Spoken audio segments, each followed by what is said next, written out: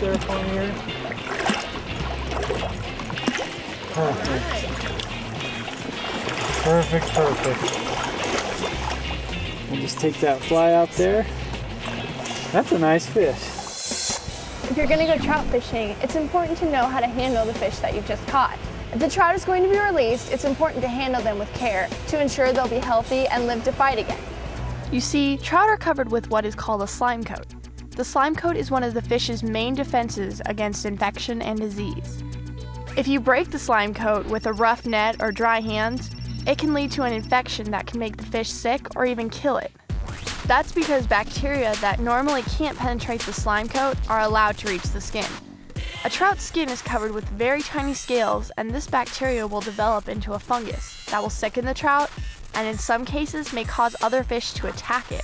The best way to handle a fish is not to handle it at all. If possible, use forceps like these to gently remove the hook while the fish remains in the water the entire time. So, what's the best way to increase a trout's chance for survival?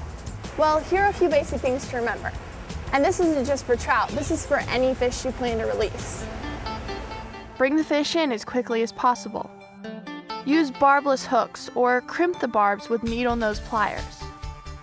Minimize handling the fish. Be sure your hand or net is wet before touching the fish. This is because wet hands won't stick to the slime like dry hands will.